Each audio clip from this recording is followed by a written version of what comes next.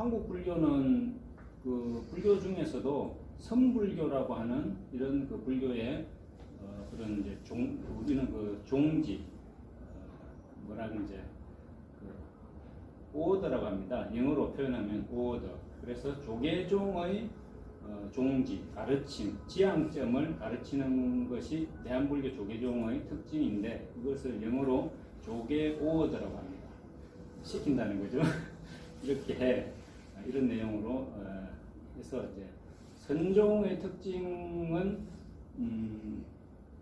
장부자유 충청기니 막향열에 행체행하라. 장부는 하늘을 찌를 듯한 기상이 있으니 설령 부처님이 가신 길이라 하더라도 그대로 가지는 말아라. 독창적으로 살아라는 말씀이죠. 우리 문화예술대학원과 아주 뭔가 좀 이렇게 맞는 그런 또 결이라고 할 수 있습니다. 그래서 제가 이 문화예술대학원을 왔는지도 모르는데요.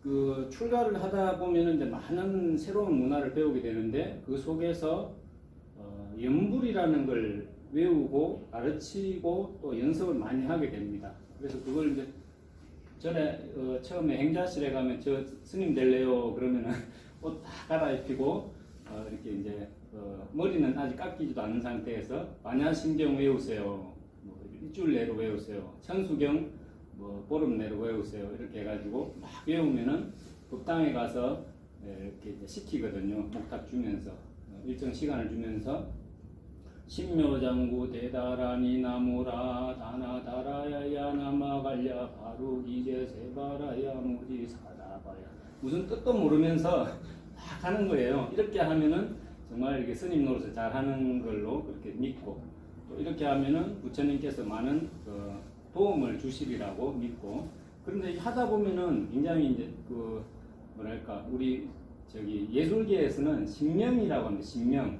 신명이 난다고 하는데 불교에서는 신심이 난다고 그러거든요. 좀 표현이 다릅니다. 우리는 신심나네 이렇게 하고 일반 예술계에서는 신명이라고 하는데 하다 보니까 이걸 정말 잘 배워 봐야겠다 이런 생각이 들었고 그걸 좀 본격적으로 제가 찾는데 한 3년 정도가 걸렸는데 그걸 찾고 보니까 어마어마한 예술적인 세계가 있더라고요. 일단 예술적인 방법론으로 봐도 그래서 그걸 찾아가고 하다 보니까 이 속에 엄청난 예술적인 자원이 있는 것도 발견했고 이 속에 엄청난 그 지향점 그러니까 어떤 그 모티브라고 할 수도 있죠. 모티브가 있다는 것도 알았고 또 결국에는 박사 논문까지 이제 과정까지 연구하면서 하다 보니까 이것이 왜 이렇게 가슴이 뭉클하고 왜 이렇게 좋은 쪽으로 사람이 고무되는지 이유를 알았죠. 그게 뭐냐면은 원래가 수행이더라는 거예요. 이게 그래서 혹자는 이게 예술이니까 불교도 여흥이 필요해서 여흥의 목적으로 하는 거 아니냐 이렇게 심하게는 표현하기도 하시는데 전혀 틀린 말은 아니지만은 이거 자체가 수행으로 한 것이고 수행으로 하다 보니까 부처님께 귀합니다 하다 보니까 좀 더 잘해봐 그러면 부처님께 귀합니다 이런 식으로 자꾸 발전하다 보니까 그 옛날에 우리 이제 그 뭐 빨리어로 부처님께 예경을 드리고 또 한문으로 부처님께 예경을 드리고 이렇게 하는 과정에서 아름다운 음악들이 많이 나온 거예요. 근데 그게 음악을 즐기기 위해서 하고 여흥을 즐기기 위해서 한 게 아니고 부처님께 종교적인 헌사를 하고 우리는 불교에서 귀라고 합니다. 귀의 돌아가서 의지합니다. 인도에서 하는 인사가 나마스테죠. 당신께 맡기겠습니다라는 뜻이잖아요. 그렇듯이 부처님께 귀하고 헌사하고 부처님처럼 살겠습니다. 부처님의 가르침대로 살겠습니다. 아까 이제 선불교에서는 자기 독창성을 찾아라 이렇게 했지만은 그거 역시 부처님과 반대의 길은 아닙니다. 부처님도 독창적인 길을 가신 분이시잖아요. 그래서 제가 범패를 박사 과정에서 연구를 하다 보니까 범패가 정말로 좋은 수행이고 부처님 사실은 불교 이전부터 있었던 수행이에요. 불교가 2568년 부처님 열반 기준으로 하면 2568년인데 한국에서 볼 때는 그렇습니다. 그런데 불교 이전에 아주 오랜 종교적 전통이 있었죠. 인도에서. 그 부분은 지금 이제 본강의 우리 그 이제 지도 교수님이신 윤소희 교수님께서 워낙 많은 연구를 해 놓으셔가지고 아마 굉장히 많은 그 학계의 센세이션을 일으키시고 또 기감이 되고 있는 그런 내용입니다만 좋은 거, 중요한 거라도 누가 찾지 않으면 모르잖아요. 그래서 거의 다 찾아 놓으신 걸로 저는 알고 있습니다. 그런데 이 수행이 범패 수행이라는 원형이 종교적으로 너무 오래됐고 예술적으로 너무 깊이가 있고 또 철학적인 완성도까지 있다 보니까 부처님께서도 이 수행을 그냥 버리지 않으시고 난 모든 걸 새로 할래 이렇게 하지 않으시고 우리 불교 교단의 그대로는 아니지만 개성 창달이라고 하지 않습니까? 더 좋게 발전시키셔가지고 불교 수행으로 우리 그 부처님의 제자들에게 소개하시고 수행하도록 권장하셨다. 이 내용까지 제가 박사 논문 하면서 경전에서 부처님께서 말씀하신 내용을 통해서 확인한 바 있습니다. 자, 그러면 한번 오늘 워낙 시간이 짧기 때문에요. 좀 이렇게 헌출 찾는 거 해야 되겠네. 예, 그것도 해야 되고 헌출 넘어가면서 제가 말씀을 드리겠습니다. 범패 수행이란 이거 무엇인가?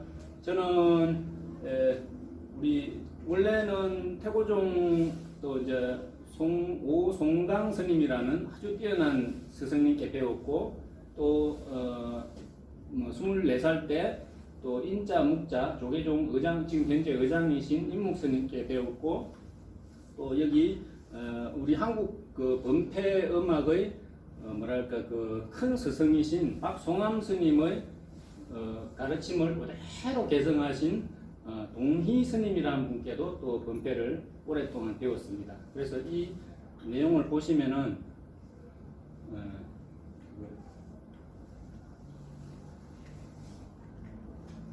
엔터를 칠까요? 잘 이거는 안 먹네요. 네, 뽑긴 했는데 제가 안 해보겠습니다. 네, 그게 이제 안 먹을 수 있으니까 엔터를 쳐야 되는 거예요.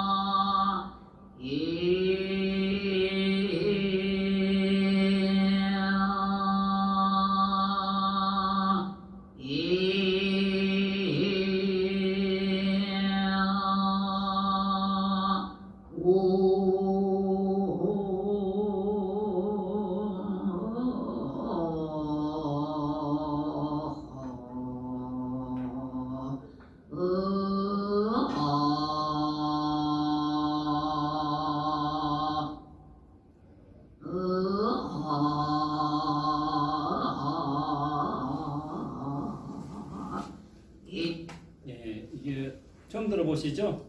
예, 범패의 아주 가장 중요한 장르인데 짖소리라고 하는 소리입니다. 우리 한국 그 국악의 3대 성악 중에서 가장 오래된 장르가 범패라고 하는 그 내용은 아실 것입니다. 신라 시대에 전해졌다 이렇게 하는데 마치 그 시간을 하염없이 거치는 것 같은 이런 느낌 들죠. 그래서 이게 뭐 시간의 강을 걷는다 이 경지를 터득을 하면 요가 수트라에 그런 내용이 있더라고요.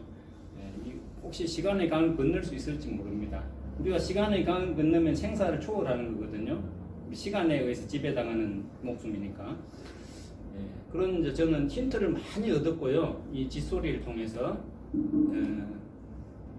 이 짖소리가 화엄경에 나오는 42자모 선제동자에게 가르침을 주셨던 선지 중의 동자의 수행으로서 범패가 뭐 이렇게 정통 수행이 혹 아닌 줄로 알기도 하고 이런 이제 분들이 계신데 정통 수행이라는 게 이런 중요한 문헌들을 통해서 계속 나오는 걸 제가 이제 발견을 했습니다. 그래서 우리 교수님께서 저에게 그 시베타 검색하는 거 알려달라고 부탁을 하셔가지고 반갑게 생각하고 제가 예전에 만들어 오는 영상을 가져왔습니다. 짧은 영상인데 나중에 보여드리겠습니다. 많은 내용이 불교의 대장경 중에 물론 이제 고려대장경도 있고 신수대장경도 있고 여러 가지 장경이 있는데 세계에 퍼져 있습니다. 수많은 부처님의 말씀. 우리는 보통 한국에서 8만 대장경이라고 하지 않습니까? 그 수많은 대장경 안에 있는 내용을 불교의 내용을 다 검색할 수 있는 내용이 시베타라고 하는 대만에서 만든 프로그램입니다. 이 내용은 자세히 제가 설명드리기는 지금은 좀 안 맞는 것 같고 이 짖소리와 유사한 이 수행을 하면은 완전히 생사를 해탈할 수 있다. 그 내용이 들어가지고 있는 내용인데 좀 내용이 길기 때문에 그냥 넘어가야 될 것 같습니다. 우리 지난번에 이거 했어요. 밤잠에 오자. 하셨겠네요. 예, 중요한 내용이니까 아마 교수님이시라면 꼭 하셨을 것 같은 그런 내용. 이미 공부를 하셨다고 하니까 여기에 보면은 아자를 창할시 아자를 음성 자모로서 이제 아자가 근본인데 이걸 근본으로 42자모가 있고 이걸 창할시 영유 보살 위덕 임무차별 경계 반야바라밀문에 근거하여 일체법이 본래 나지 않았음을 깨닫는다. 나지 않았다는 것이 불교의 핵심이거든요. 본래 태어나지 않았으니까 죽음도 없는 거죠. 그래서 불생불멸이라는 말을 자주 쓰게 되는 것입니다. 자, 그리고 42자모가 다 그와 같은 유사한 내용을 가지고 있고요. 짖소리 수행의 전통을 제가 조금 설명을 드려야 되는데 짖소리 수행이 이렇게 우주에서부터 잠깐만요. 이렇게 우주를 인간은 사유를 했습니다. 어디로부터 그냥 하늘은 별이 반짝반짝하는데 거기에 뭐가 있을까 궁금하잖아요.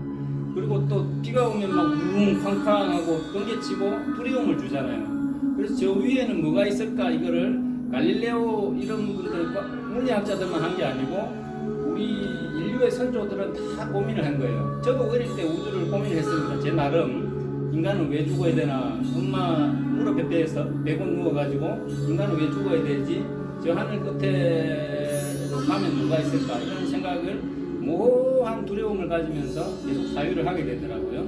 그래서 제가 출가를 하게 됐는지 모르지만 그래서 이 우주의 모습을 제가 이미지로 보여드린 것이고 사람은 또 이렇게 일상 중에 늘 수행을 하게 되어 있습니다. 우리 삶이 다 수행이고 삶이 부처님을 부처가 되기도 하고 부처님 골라내기도 하는 그런 필드라는 거죠. 그래서 불교에서는 그걸 선불장이라고 합니다. 부처를 모르는 곳. 이런 이제 아름다운 풍경을 보면서도 저기에 누가 살고 누가 수행을 하겠구나 이런 생각할 수 있다는 말씀이고 이제 걷기 수행 많이 하죠 요즘. 저기 우리 종단에 앞 앞에 공무원장을 지내신 자승 큰스님께서 이 걷기 수행 많이 강조하셨고 지금도 극기 수행을 많이 전파하고 계십니다. 스님들이. 또 이렇게 앉아서 좌선하는 것. 요즘 앉는 자세는 불안하지만 앉겠다는 의지가 중요한 거죠. 석양을 바라보면서 수행하면 좋다. 이런 것도 경전에 보면 나와 있습니다. 관무량수경에 제일 먼저 나오는 수행법이 석양을 보면서 수행해라. 이런 내용입니다.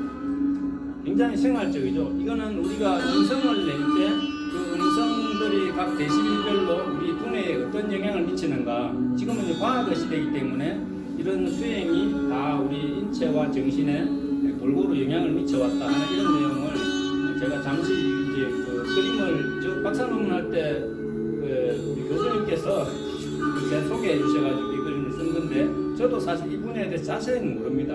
연구 분야고 많은 분들이 연구해야 되는 내용이라 생각하고 이거는 42사모를 형상화한 겁니다. 예, 이렇게 보면서 여기에다 예경도 하고 이거 깨달음을 가는 문이니까 여기에 예경도 하고 항상 외우기도 하고 이렇게 한다는 이제 종교적인 내용이고요. 이거는 제가 학습 노트입니다. 예, 제가 그린 거예요.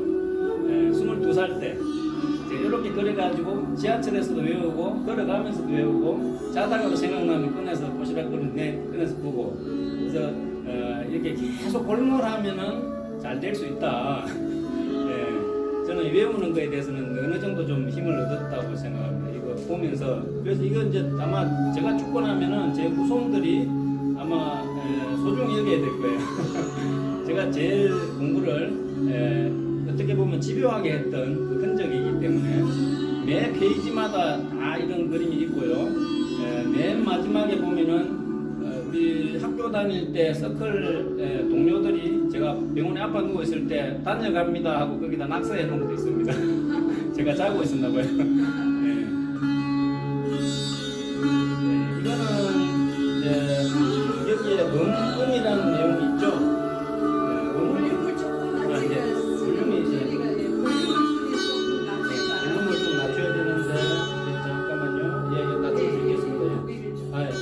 감사합니다.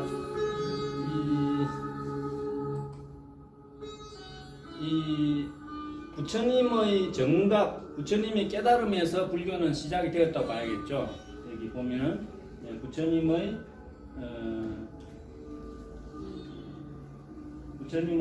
깨달음에 이거 왜 좀 약하다. 그냥 할게요.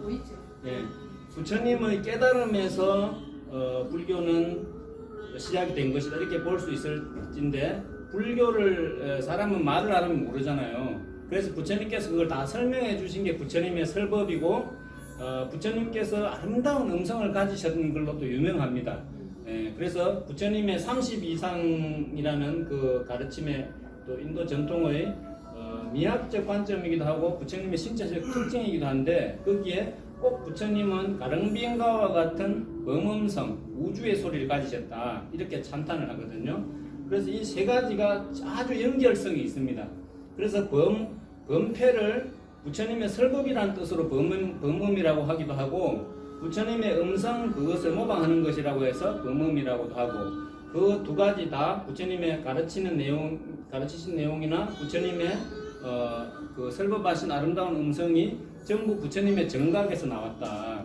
그래서 우리가 사회생활 하다가 저 사람 목소리가 너무 좋다, 듣고만 있어 기분 좋다 이런 분들 보면은 분명히 마음씨도 아름다울 거야 이렇게 좀 추측을 하기도 합니다. 예, 그래서 유명한 배우 있었죠. 얼마 전에 작곡하신 그분의 동굴 목소리 유명했잖아요. 그런데 부처님의 음성은 지상 최고의 아름다운 음성이셨다. 그래서 그 설법과 진리를 설파하는 노래이고 부처님의 음성을 추구하는 그런 또 노래이고 수련이고 또 부처님의 깨달음으로 우리가 다가가고자 하는 그런 노력의 일환으로 범패를 한다는 말씀 드릴 수 있습니다. 예, 그러한 노력으로 지금 우리 대성불교권의 제공이라는 분야가 있는데요. 그 제공이 우리 불교로 우리 이제 어떤 서구 사회로 치면은 보통 뭐 서구 동양 할 것 없이 페스티벌이라는 게 유명하죠. 페스티벌 또는 이제 오페라, 종교 가극 이런 형식을 유사하게 가지고 있는 불교 종합 예술이 바로 범패를 기반으로 합니다. 이게 아주 많은 스님들이 모여가지고 범패를 노래하고 춤도 추고 설법도 하고 좋은 음식도 해서 나누기도 하고 또 아름다운 미술로 불교를 표현하기도 하면서 큰 페스티벌을 하는데 그게 바로 이를테면 그렇다는 말씀인데 이게 바로 영산제고 또 영산제는 73년도에 문화재로 무형문화재로 지정되었고 이제 우리 대한불교 쪽에서는 수륙제를 문화재로 무형문화재로 또 지정을 했습니다. 그래서 이제 삼화사 수륙제, 진관사 왕실 수륙제 그리고 또 이제 그 호남 수륙제 이렇게 해가지고 세 가지를 문화재로 등록을 하고 지금 굉장히 많이 연구를 하고 있는 중입니다. 예, 여기 그 저희 협회 스님들이 오래 전에 고아마토홀에서 공연했던 모습인데요. 맨 뒤에 있는 사람 저입니다. 잘 안 보이죠? 이 중에서는 제가 제일 키가 크다고 맨 뒤에 서라고 해서 네. 자기 애입니다. 저한테는 잘 보이거든요. 네. 예, 이거는 이제 그 우리 범패의 태고종과 조계종의 유명한 의장 스님들 다 모시고 부학들이 같이 아까 들려드린 짖소리를 그 공연 무대에서 이렇게 이제 시연을 하는 그런 모습입니다. 여기 계신 분이 저에게 짖소리를 가르쳐 주신 동자 희자 스님이시고요. 현재 대한불교 조계종 의장이십니다. 또 여기 가운데 계신 분은 태고종 영산보존회에서 범패를 전부 관장하고 계신 영산보존회 총재 스님. 그리고 또 여기 계신 분은 저기 범패의 큰 스승이신 송자 암자 의장 스님의 장남이시고 또 영산제 고문이시기도 하시고 굉장히 큰 어른들을 모시고 저희가 이제 범패를 우리 배웠습니다. 스님 옆에 계시는 예. 고산 스님이라고 합니다. 아드님이세요? 고산 스님, 예. 그리고 여기 맨 끝에 두 번째 제가 있죠. 좀 지금하고 얼굴이 많이 다르지만 예, 그렇게 있습니다. 열심히 했었습니다. 자, 이게 아까 이제 공연 실황에서 하는 모습이고요. 원래는 이게 원을 그려서 했었습니다만은 지금 공연 무대에 맞게 관객들에게 보여주기 위해서 반원형으로 이렇게 해서 합니다.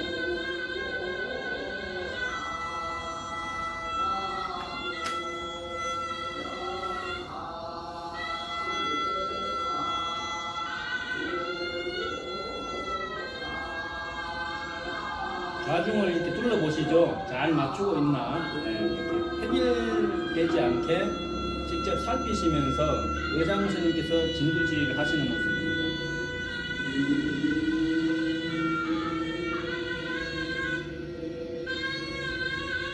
이 태평소 소리는 약간 옛날 이제 페스티벌로 하기 위해서 이렇게 뭔가 좀 이렇게 가미된 그런 요소라고 학자들은 보고 있습니다. 옛날에는 아마 이러지 않았을 거예요. 조금 더 효과를 내기 위해서 삼행육각이 들어갑니다. 지금 영산제 수육제에는. 그런데 이런 거 할 때 저희는 예. 태평소 소리보다 그렇죠. 음성을 듣고 소리를 싶어요. 좀 듣고 맞습니다. 싶어요. 그런 말씀을 자주 들었습니다. 아까 처음에 들려드린 그 음성은 그대로 음성으로만 한 거거든요. 예, 이거 이제 하나 예로 들려드리는 거고 보여드리는 겁니다. 자, 다음으로 넘어가겠습니다. 예, 제가 이제 공부했던 필사한 구원보입니다. 범패의 악보를 어떻게 해야 되느냐 이런 거를 인도 음악을 악보를 어떻게 해야 됩니까? 인도 분들한테 물어보면은 별 걱정을 다 한다 그런데요. 인도 분들 왜냐면 자기들 전통이 너무 확고하기 때문에 악보로 그리지 않는 것이 우리들의 비법이다 이런 식으로 얘기한대요. 그런데 범패가 인도에서 유래돼서 그런지 악보로 그리기가 너무너무 요원합니다. 그래서 이거 범패만큼은 성악이 대부분 그렇죠. 가곡은 저도 국악과 다닐 때 악보로 공부도 했지만 판소리하고 성악만큼은 그래서 자연의 소리와 너무 가깝기 때문에 이걸 소리라고 하는 게 아닌가 그런 생각을 하지만 아직도 방법이 나오지 않고 있습니다. 굉장히 미묘한 소리가 많거든요. 저기 보면 도량계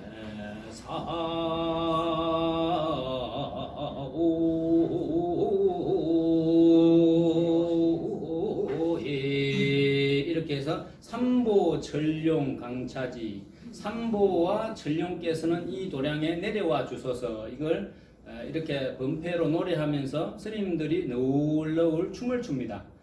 그렇게 이제 장엄한 형태로 되어 있다는 거죠. 자, 그다음에 이거는 거부를 제가 가르칠 때 이렇게 꼭 그래 달라 그래요. 자기가 그래야지 공부가 되는 줄 모르고 꼭 그래 달라 그래요. 그래서 제가 좀 성의 없게 그립니다. 자세히는 본인들이 알아서 그리라고. 자, 한번 해볼까요? 이거.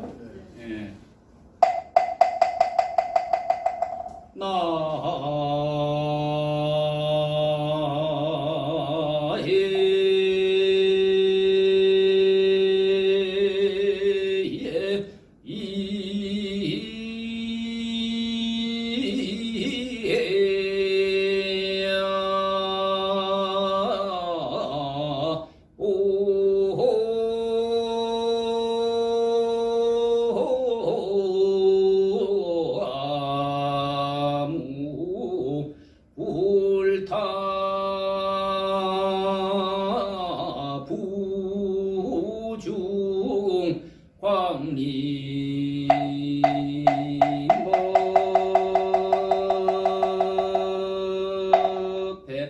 이런 형태로 되어 있는데 스님들이 감사합니다. 스님들이 꼭 이렇게 우리 동국대 이렇게 푸르는 실록을 보면서 하니까 더 잘 되는 것 같습니다. 여기 또 실내가 좀 울리고 에코가 있고 해서 예.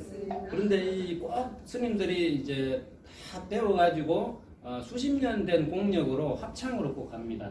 그게 정말 이제 뭐랄까 굉장히 중요한 내용이죠. 그런데 지금은 스님들이 잘 이 수련을 안 하셔가지고 그런 거룩하고 환희심 나는 모습을 잘 보여줄 수가 없다는 게 이제 불교인의 한 사람으로서 또 그 수행의 이익을 잘까지는 모르지만 관심을 많이 가지고 있는 원패 수행자로서 좀 안타까워하는 그런 내용입니다.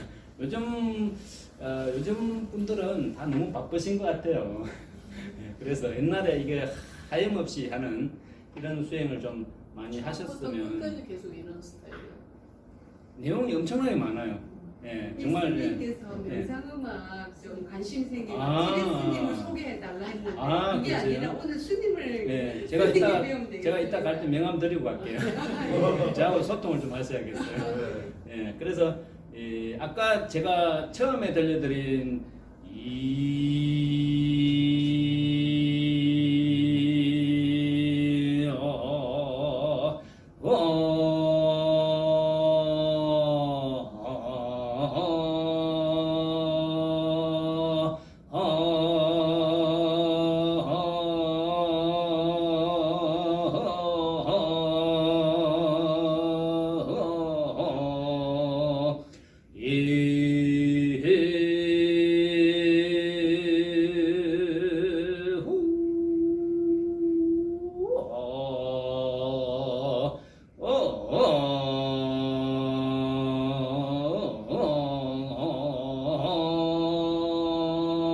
이런 식으로 하거든요.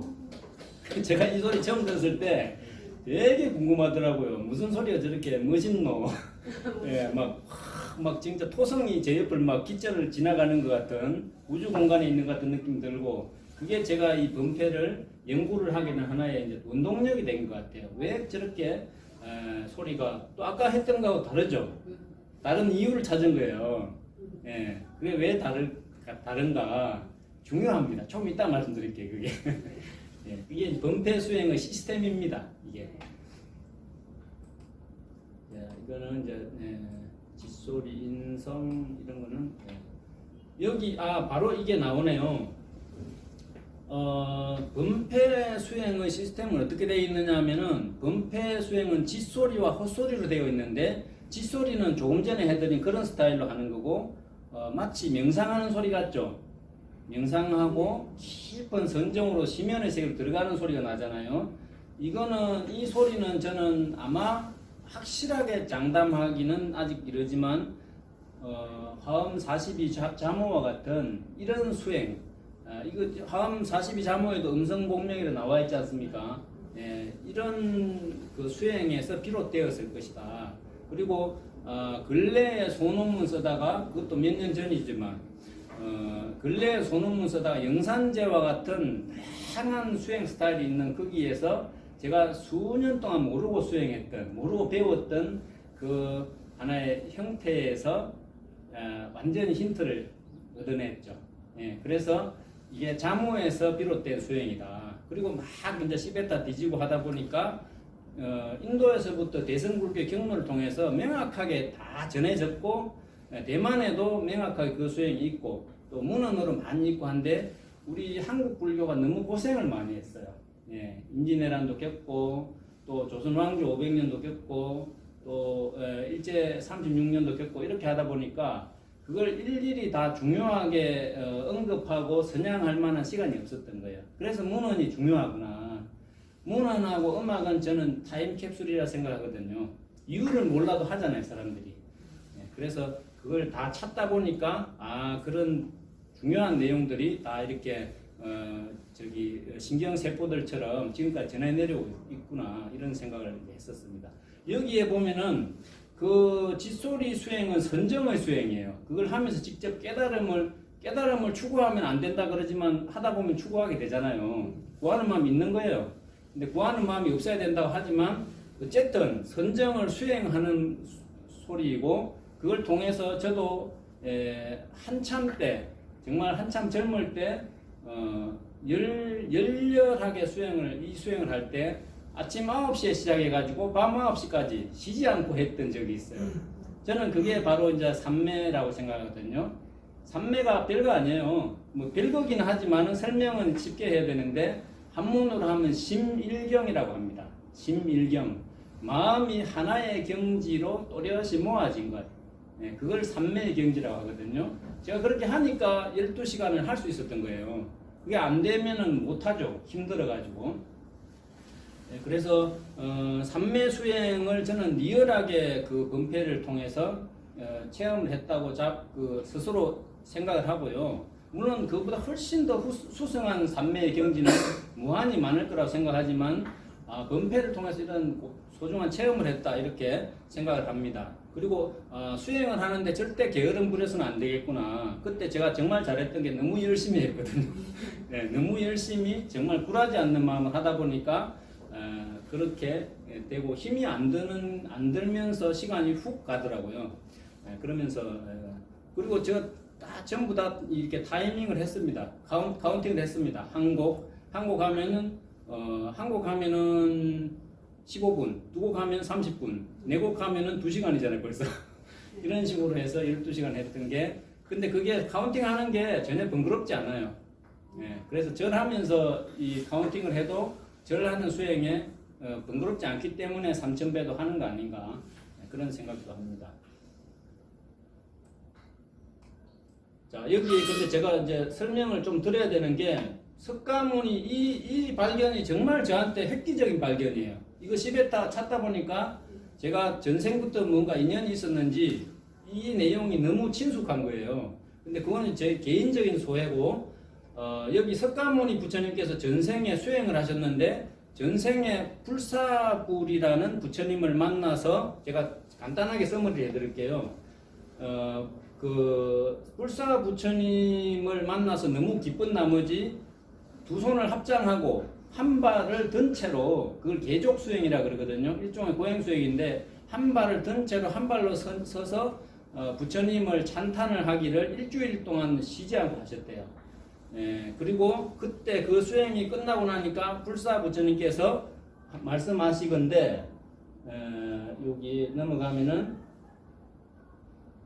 여기 있네요. 내가 이 개송으로 부처님을 찬탄하여 마치고 부처님을 앞으로 잘 모시겠습니다 하고 발언을 하니, 부처님께서 나의 발언을 들으시고 말씀하시기를, 그대는 94급이 지나서 부처가 되리니 불호를, 부처님은 이름이라고 안 합니다. 호라고 꼭 합니다. 불호를 석가모니라고 할 것이다.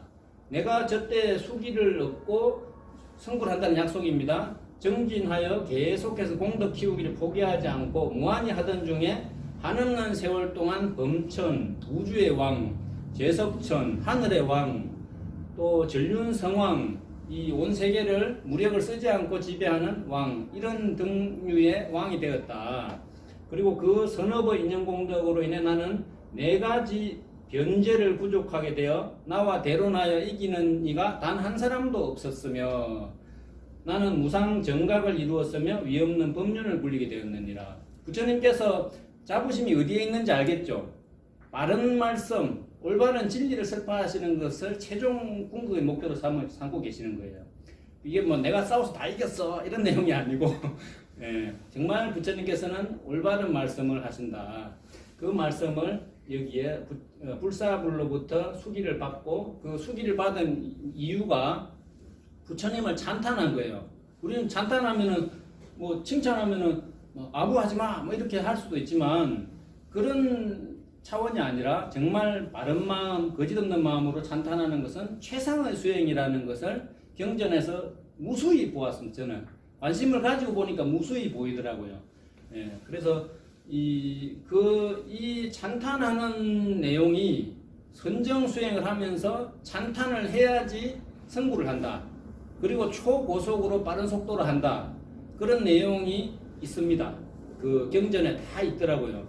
네, 그런 내용이 주로 이제 우리가 잘 알려진 경전 중에 법화경에 있고요. 상불경 보살품에 보면은 누가 그렇게 듣기 싫으라 해도 당신을 존경합니다. 부처가 될 뿐이시여 이렇게 계속 일생 동안 하셨대요. 다른 수행 아무것도 안 하시고 오로지 그 수행만 하셨는데 사람들이 막 쫓아보내고 도망다니면서도 했다고 해요. 근데 그 독특한 캐릭터가 부처님의 자신의 전생이라고 부처님께서 고백을 하십니다. 법화경에 굉장한 의미가 있다고 저는 그렇게 생각을 합니다. 그리고 이제 금강명정이라는 거기에 경전에 보면은 아주 유한한 속도로 그 수행을 모르는 수행자를 능가한다.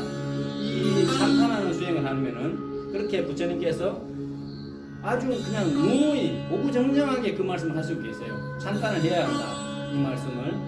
네, 이거는 이제 아까 제가 말씀드린 나해 좀 낭낭하잖아요. 이거는 바로 찬탄하는 소리예요. 찬탄하는 전통이 생긴 거예요. 그래서 이 내용이 영산제나 술제 보면은 한 70~80%가 이 내용으로 되어 있습니다. 찬탄이 그만큼 중요하다는 거예요. 여기 토끼가 저기 그 본생경에 보면은 전생에 부처님이셨는데 수행자에게 드릴 게 없어서 모닥불에 자기가 스스로 뛰어들었다는 그 설화예요. 흰 토끼가 불 위로 뛰어들잖아요, 그죠? 예. 여기 토끼가 흰다는 내용은 그만큼 순수한 수행자라는 이런 상징을 가지고 시계 표현을 이제 했을 겁니다. 대개 그렇습니다. 경전 서사풀을 보면은 여기 아이들이 주인 스님 사랑해요 하잖아요, 그죠? 이런 순수한 마음이 바로 찬탄이라는 거. 예.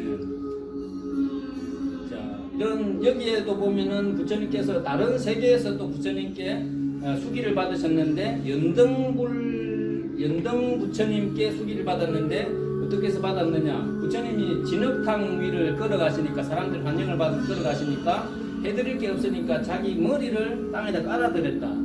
그럼 여기를 밟고 지나가십시오. 이렇게 했다는. 그래서 연등 부처님께서 빨리 지나가겠다. 요경 때문에 팔아서 여기 머리 엎드려 있는 말하는 겁니다.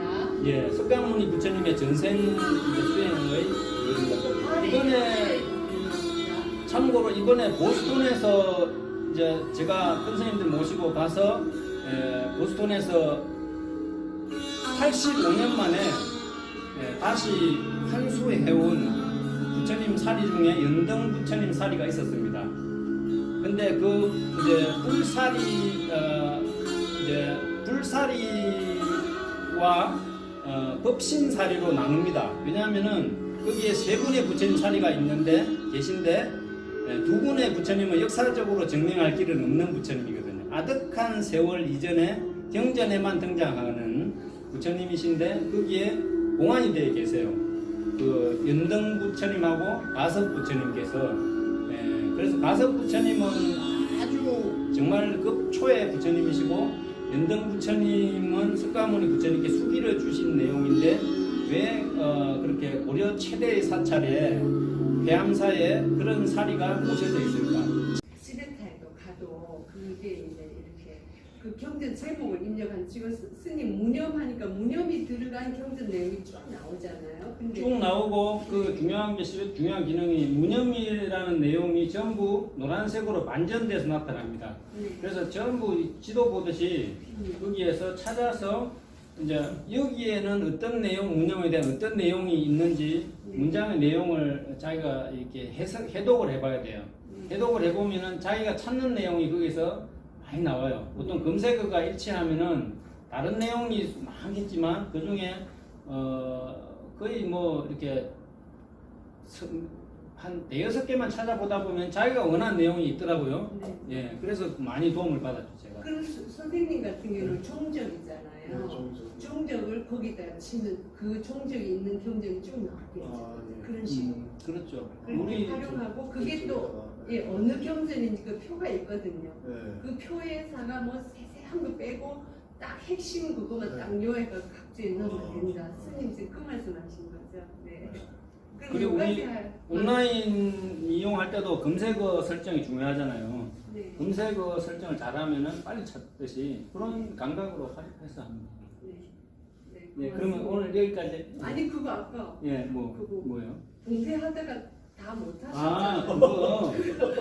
예, 뭐 이제 그만해야 되나 생각했는데. 그거 마저 하셔야죠. 아, 시간이 좀 허락이 되시나 보죠?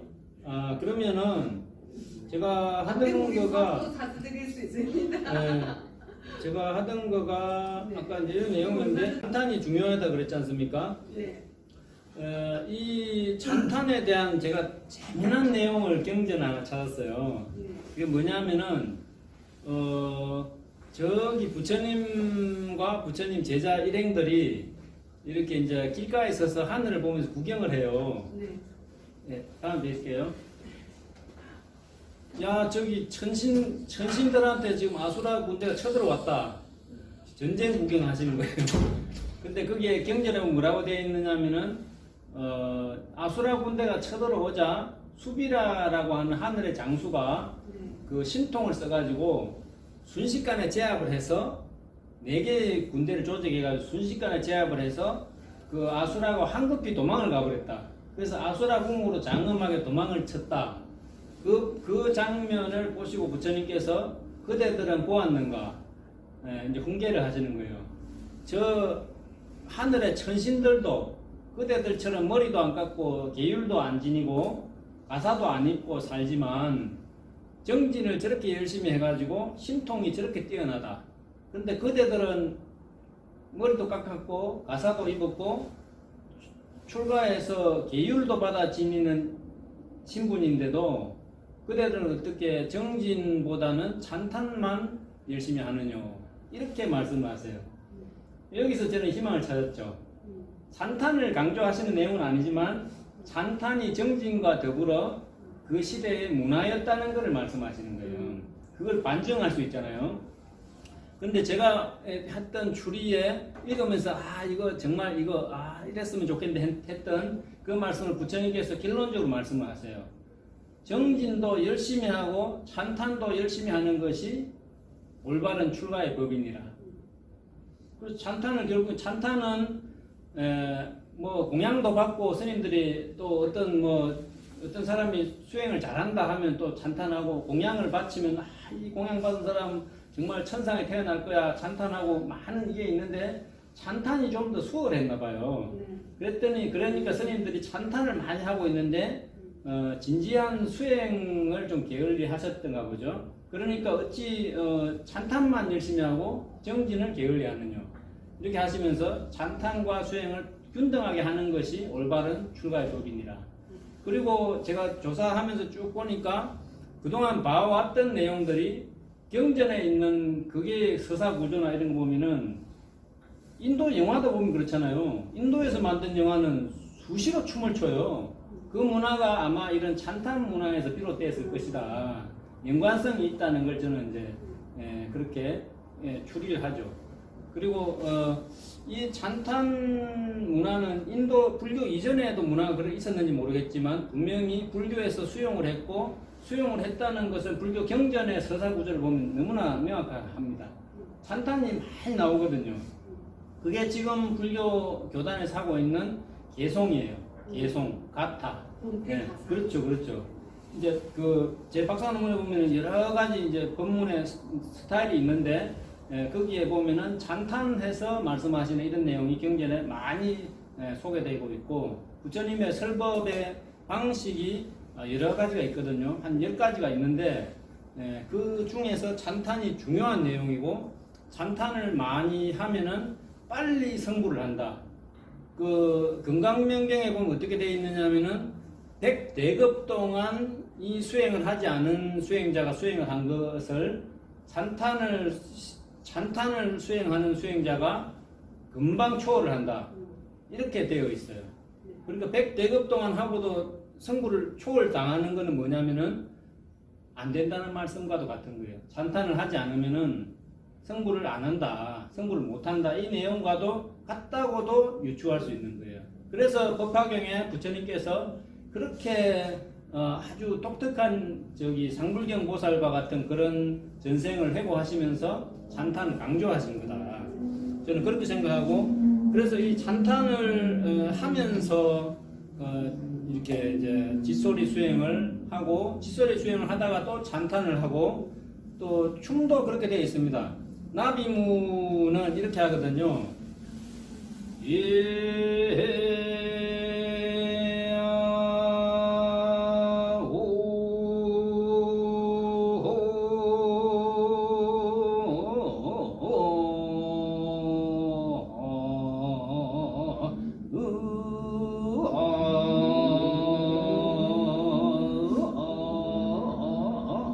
이걸 팔이 떨어질 것 같이 고통을 느끼면서 선생님들이 이거 합니다.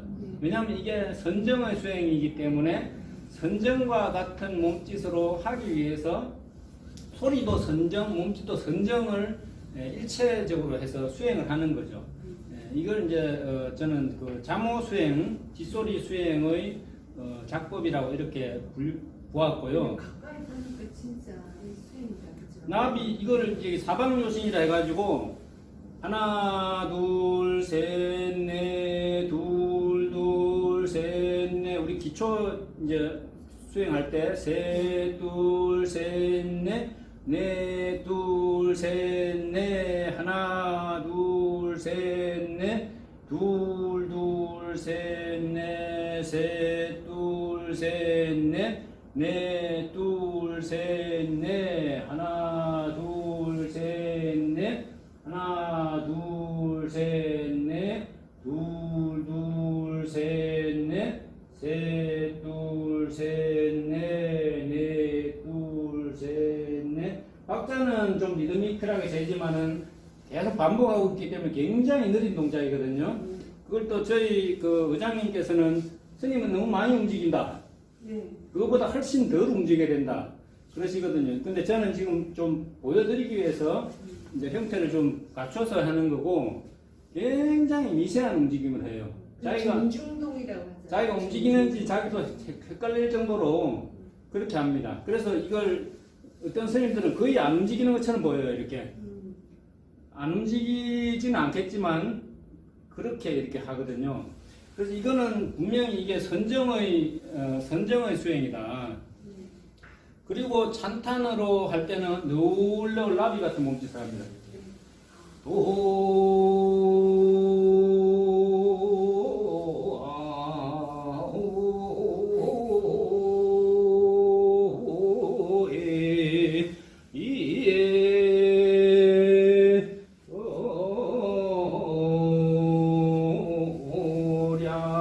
이런 식으로.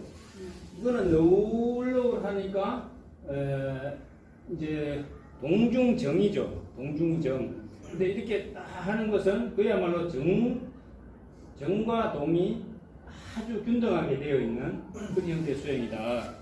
근데 여기에 비해서 바라춤을 보면은 굉장히 역동적으로 하죠. 이게 찬탄의 모습이라는 거예요. 좀 궁금한 게 있는데요. 그 박자를 하시는 게 지금 3분밖에 올라가시는지 2분밖에 올라가시는지 아까 그 춤 보여주세요. 하나 둘 셋 넷 둘 셋 넷 이렇게 하셨는데 2분박, 3분박 그 개념 없습니다. 그 불가 박자에는 저도 거기에 대해서 생각을 좀 오래 했는데 불가 박자는 원초적인 박자예요. 예, 이제 불가의 박자는 옥탁으로 표현이 되는데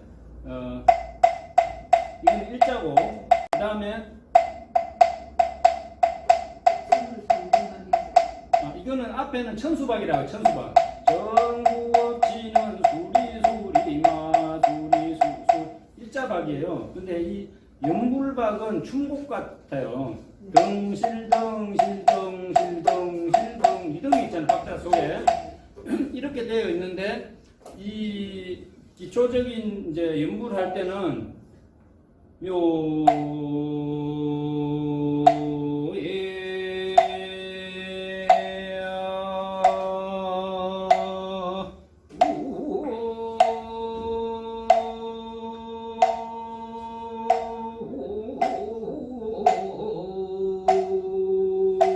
이렇게 하면서 도량을 돌거든요. 선회를 하거든요.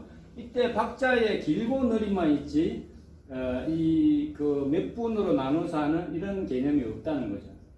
예, 그래서 이거는 아주 이제 좀 그 박자 국악의 박자나 서양 음악의 박자보다는 훨씬 더 왜냐하면 종교 수행을 위해서 한 거기 때문에 목적 의식이 뚜렷하게 두 가지로만 나눠져 있다.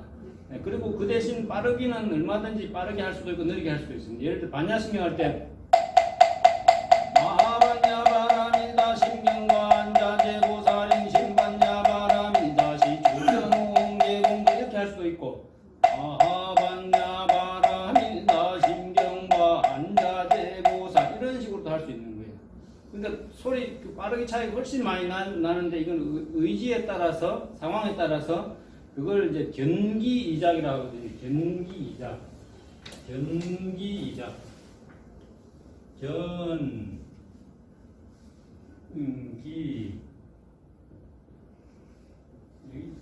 잘 생각이 안 나네. 한문이 너무 안 쓰다 보니까.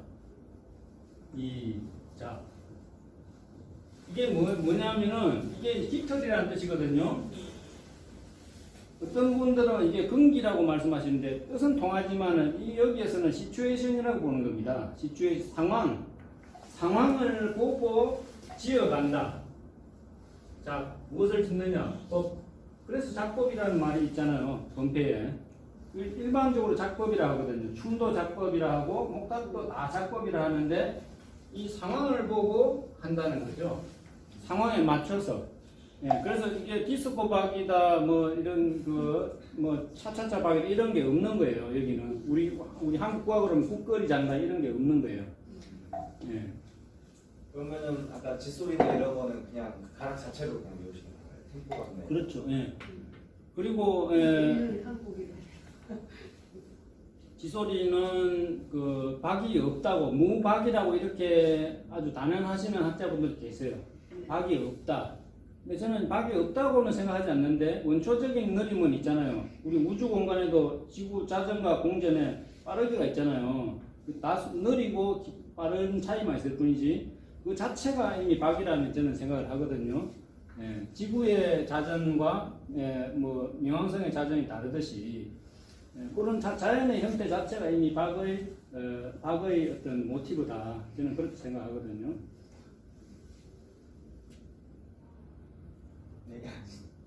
네, 감사합니다. 네. 이게 옛날부터 제가 30년 전에도 저한테 대금 가르쳐 주신 선생님이 스님들 천수경은 박자를 어떻게 치느냐 이러더라고요. 그때부터 제가 우리는 목탁으로 그냥 치는 뿐인데 수리 수리마 수리 수수리 사바 이렇게 끊을 때만 사바하 이걸 매듭을 지어주는 거죠. 네, 그걸 또 느리게 하면 반분은 나누세요. 수리 수리마 수리 수수리 사바하 이렇게 하기도 하고 네. 그런 차이가 있습니다. 그 대금 선생님은 신기하다고 하시는데 우리는 이제 체험으로 배우니까 체험하면서 커져가는 거죠. 자, 그럼 오늘 여기까지 하겠습니다. 감사합니다. 예.